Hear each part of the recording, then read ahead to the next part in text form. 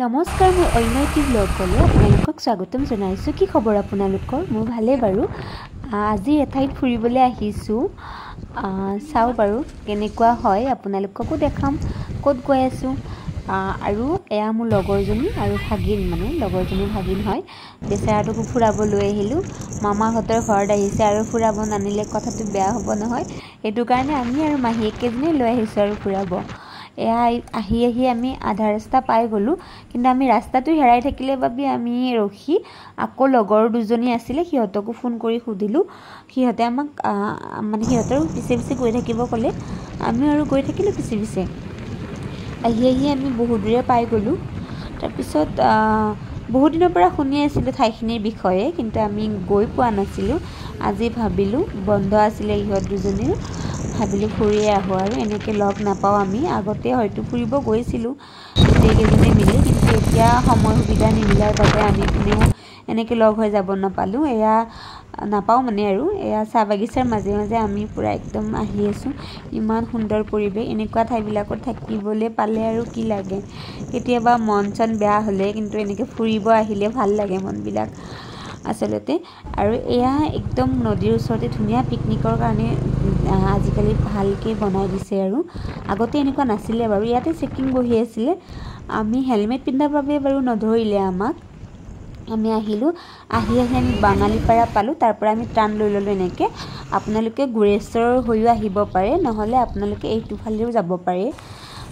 তাৰপিছত আমি ঠাইখিনি পাই গ'লোঁ। সঁচাকৈ বাহিৰৰ পৰাই বহুত ভাল লাগিছে।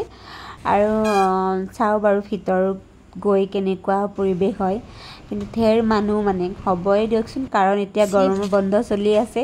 সৰু ল'ৰা ছোৱালীৰ কাৰণে খুবেই ধুনীয়া ঠাই বুলি শুনিছোঁ, সেইটো কাৰণে আমি ভিতৰত গৈ চালোঁ আৰু ভালেই লাগিছে। একদম সুন্দৰ পৰিৱেশ আৰু একেবাৰে ক'তোৱে তেনেকুৱা লেতেৰা একো নায়েই আৰু ভিতৰত গৈ খুবেই ভাল লাগিলে। মানে এনেকুৱা মানে ওচৰতে ইমান ধুনীয়া ফুৰিব জেগা আছে, আমি গমেই পোৱা নাছিলোঁ। আজি আহিহে অৱশ্যে গম পালোঁ। আমি গোটেইকেইজনী বহি মেলি কিবা কিবি লৈ আহিছিলোঁ বাহিৰৰ পৰা, খাই মেলি ল'লোঁ আৰু ইয়াতে। তাৰপিছত আপুনি যদি কিবা তেনেকুৱা চিপছ বা পানী বটল লয়, তাতে খাই মেলি কিনে ডাষ্টবিনো বনাই দিছে ধুনীয়াকৈ, তাতে পেলাই দিব পাৰে। মানে একদম লেতেৰাৰ কোনো কথাই নাই আৰু দেখিছেনে, একদম চাৰিওকাষে ডাষ্টবিন বনাই দিছে, তাত গোটেই ৰাখিব পাৰি। সঁচাকৈ খুবেই ভাল লাগিছে। আপোনালোকে যদি আহি পোৱা নাই, আহিব। একদম ধুনীয়া ঠাই হয় আৰু এতিয়া গৰমৰ বন্ধ চলি আছে, আৰু মানে সৰু বাচ্ছাৰ কাৰণে বেছি আৰু আমাৰ এজনী বাচ্ছাই পূৰা জুলনাত জ্বলি আছে বেছি। আমি দুটাই বহি আছোঁ। অৱশ্যে মই এইবিলাক ইমান ভাল নাপাওঁ, বাবুৱে কিন্তু বহুতেই ভাল পাইছে, কাৰণ এনেকুৱা ফুৰিবলৈ পালেতো ভাল পাবই, সৰু ল'ৰা ছোৱালীৰ কাৰণে বেষ্ট আৰু। তাৰপিছত গোটেই আমি ঘূৰি মেলি চালোঁ।